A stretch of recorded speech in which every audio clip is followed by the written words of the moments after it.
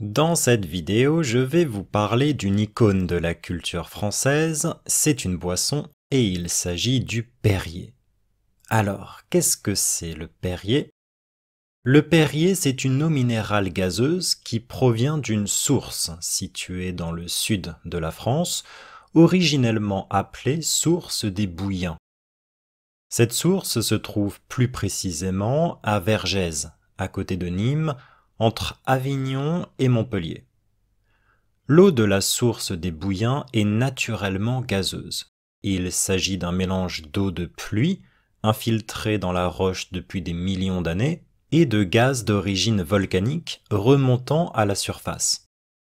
La légende raconte que Hannibal s'y serait désaltéré en marchant vers Rome en 218 avant Jésus-Christ, et les Romains, adeptes des thermes, s'y seraient également intéressés pendant l'occupation romaine de la Gaule. Dans la deuxième moitié du XIXe siècle, Vergès devient une station thermale. En fait, en ce temps, les cures thermales, pour soigner les maladies de peau et les rhumatismes, sont à la mode. D'où l'idée d'Alphonse Granier, propriétaire de la source des Bouillants, d'exploiter cette dernière. L'empereur Napoléon III, lui-même fervent pratiquant des cures, accorde à Alphonse Granier l'autorisation impériale d'exploiter la source et Vergès devient donc une station thermale en 1863. Plus tard, en 1898, la source est rachetée par Louis-Eugène Perrier, un médecin de Nîmes qui étudie les vertus thérapeutiques des eaux minérales. En 1903, par manque de moyens, Perrier, âgé de 70 ans, accorde un bail au jeune Sir John Harmsworth en vue de moderniser et de développer l'exploitation de la source. Le jeune Anglais de 27 ans est riche et décide d'abandonner le thermalisme pour s'intéresser à la production d'eau consommable.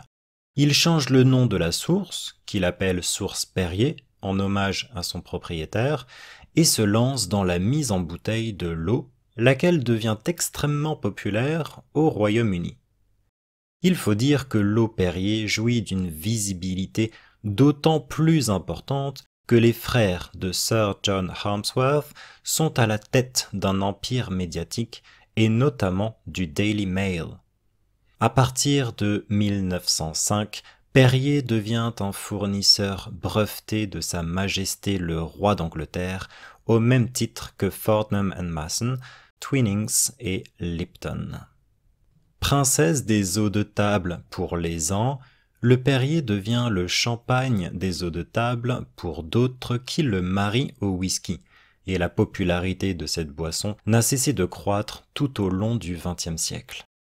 En 1976, elle part à la conquête des États-Unis. En 1980, elle devient la boisson officielle de Roland-Garros et des versions aromatisées apparaissent sur le marché.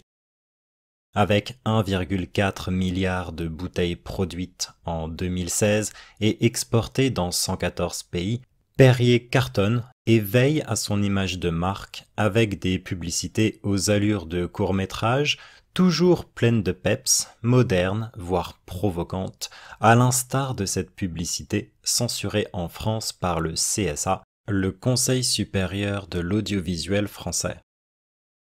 Est-ce que vous connaissiez cette eau? Est-ce que vous l'avez déjà goûté? Est-ce que vous aimez ça? N'hésitez pas à partager votre expérience dans les commentaires. C'est tout pour le Perrier, j'espère que vous avez aimé cette vidéo. Si c'est le cas, comme toujours, n'oubliez pas de liker et je vous dis à très bientôt pour parler d'une autre icône de la culture française.